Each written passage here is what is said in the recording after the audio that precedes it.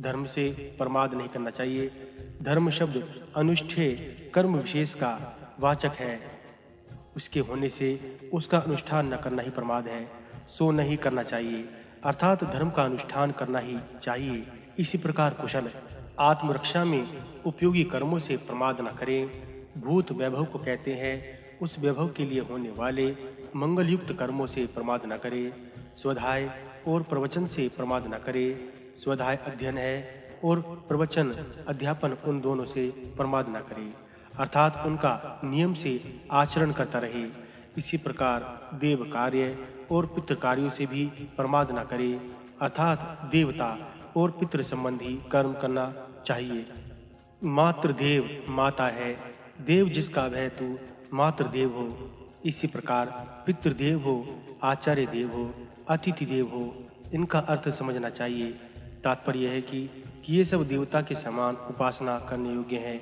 इसके सिवा और जो अनवध अनिध यानी शिष्टाचार रूप कर्म है, तेरे लिए वही सेवनीय यानी कर्तव्य है। अन्य निंदा युक्त कर्म भले ही वे शिष्ट पुरुषों के लिए हुए हों, तुझे नहीं करने चाहिए। हम आचार्य लोगों के भी जो सुचरित्र शुभ चरित्र अर्थात शास्त्र से अविरुद्ध कर्म है, उन्हीं को तुझे उपासना करनी चाहिए। अदृष्ट फल के लिए उन्हीं का अनुष्ठान करना चाहिए, अर्थात तेरे लिए वे ही नियम से कर्तव्य है, दूसरे नहीं। अर्थात उनसे विपरीत कर्म आचार्य के किए हुए भी कर्तव्य नहीं है। जो कोई भी आचार्य तत्व आदि धर्मों के कारण विशिष्ट है, अर्थात हमसे श्रेष्ठ बड़े हैं, तथा वे ब्राह्मण भी हैं, क्षत्रिय आदि नहीं है, उनका आसन आदि के द्वारा अर्थात उन्हें आसन आदि देकर तुझे प्रशासन करते हैं।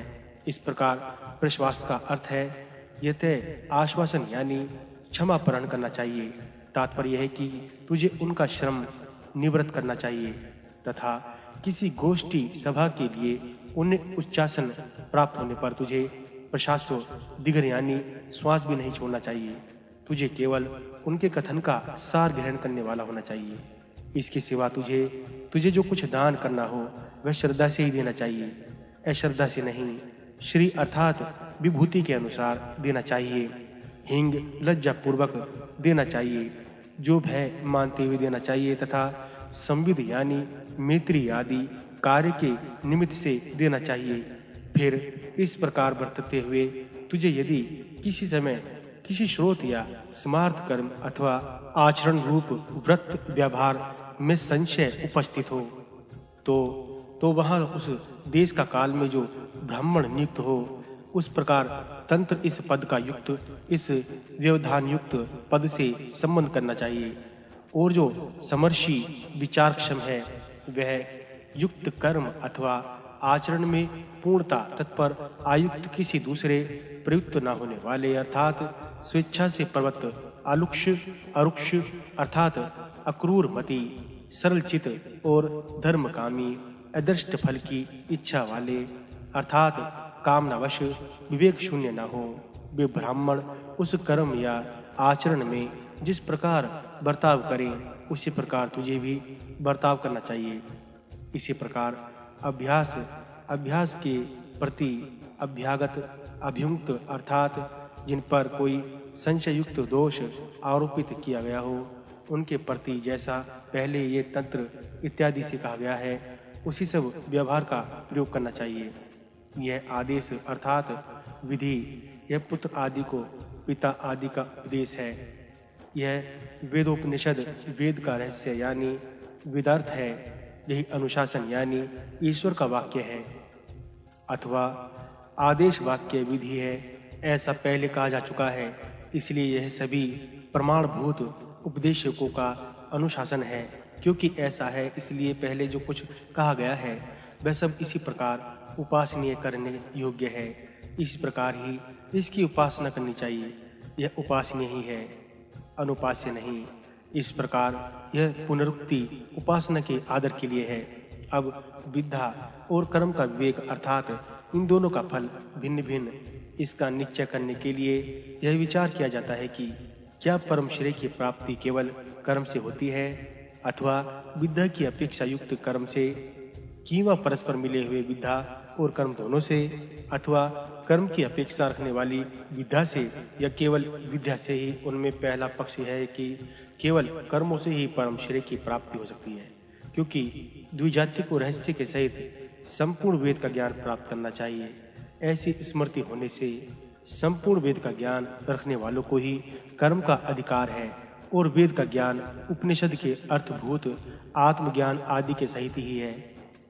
विद्वान यज्ञ करता है, विद्वान यज्ञ कराता है इत्यादि वाक्यों से सर्वत्र विद्वान का ही कर्म में अधिकार दिखलाया गया है, तथा जानकर कर्म अनुष्ठान करे ऐसा भी कहा है।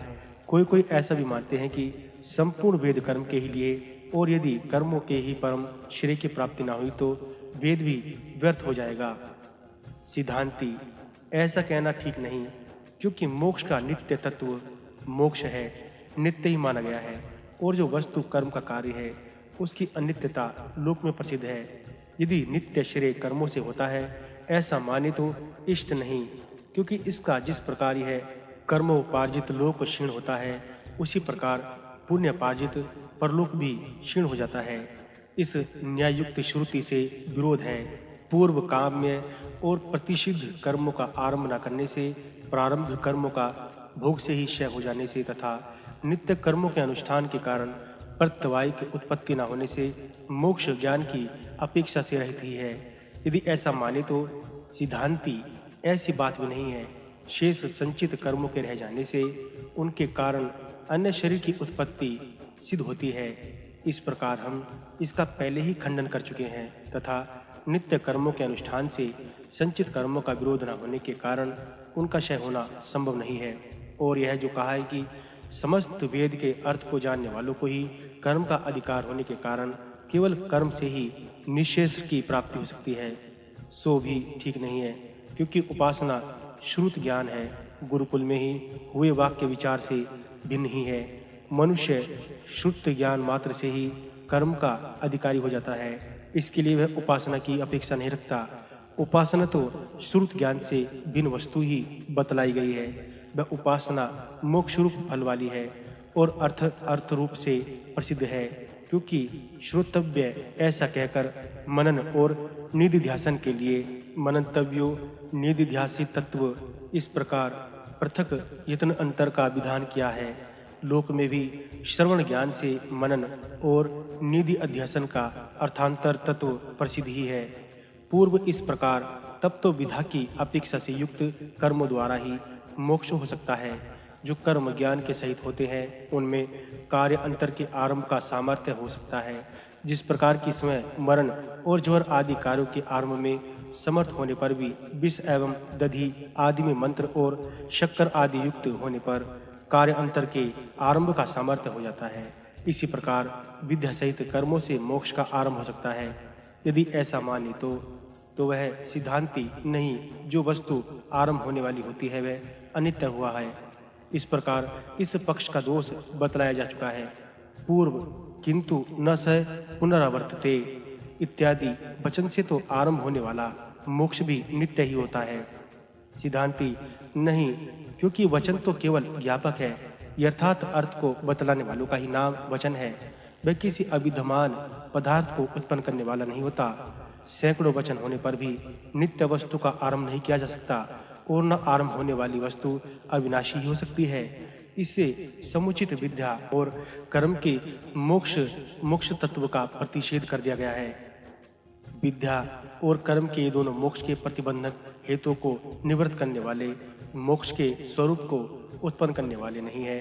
अतः जिस प्रकार प्रध्वंस भाव कृतक होने पर भी नित्य है, उसी प्रकार उन प्रतिबंधों की निवृत्ति भी नित्य होगी।